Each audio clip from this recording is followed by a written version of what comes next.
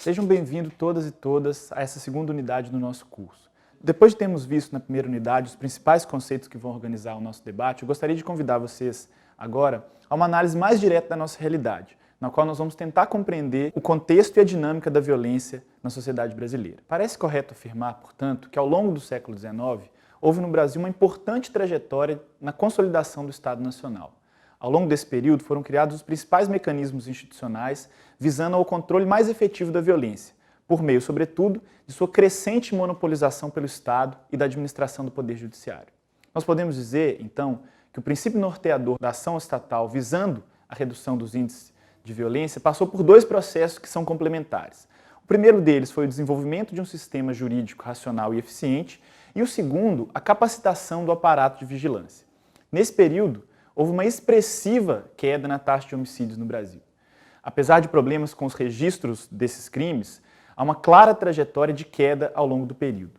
Essa trajetória nos permite supor que o desenvolvimento do sistema de controle e vigilância contribuiu para a redução paulatina das ações de agressão física. Os estudos sobre a violência no Brasil têm se voltado principalmente para uma análise sobre a interação entre, de um lado, os padrões de violência e, de outro, seu crescimento ou redução associados a fatores sociais e políticos. A gente procura entender, portanto, como que fatores relacionados às mudanças sociais têm impacto sobre os índices de violência. Vamos ver como é que isso funciona. Os estudos sobre a criminalidade nos mostram o crescimento da violência urbana no país, com significativo crescimento das estatísticas relativas aos crimes considerados violentos, como, por exemplo, roubos e homicídios. As principais metrópoles brasileiras viveram e vivem essa experiência cotidianamente.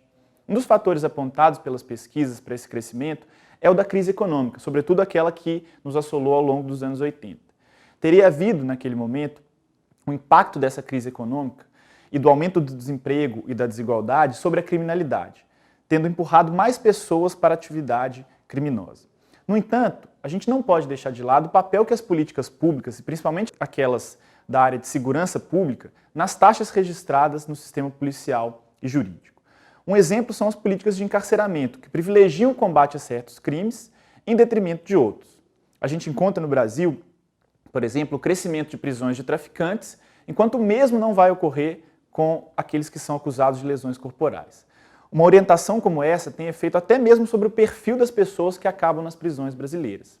Nós sabemos que parte significativa da população das unidades prisionais é composta por membros das classes sociais com menor poder aquisitivo. Seria incorreto e até preconceituoso afirmar que existe uma propensão da pobreza para o crime. Uma explicação mais justa tentaria mostrar como que o privilégio conferido pelo sistema de controle da violência a reprimir certos crimes tende a levar também à prisão de certos indivíduos.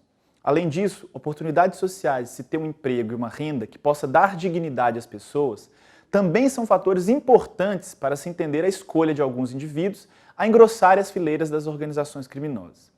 A gente precisa se indagar por que certos membros das classes sociais menos abastadas optam por seguir uma trajetória delinquencial, enquanto outros, da mesma camada social, escolhem outra trajetória.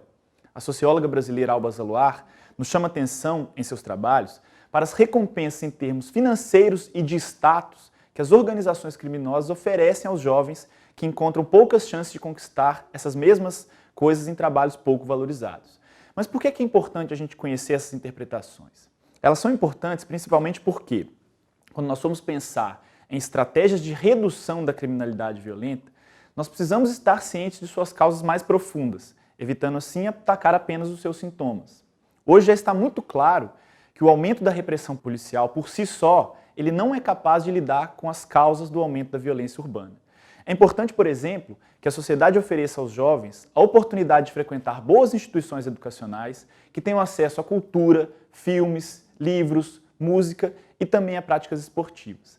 Assim, oferecemos a esses jovens uma alternativa à sempre curta carreira na delinquência. Nessa segunda unidade, então, nós vimos quais são as principais causas da violência e como nós precisamos conhecer essas causas de uma forma mais profunda para que a gente possa pensar formas de lidar com elas.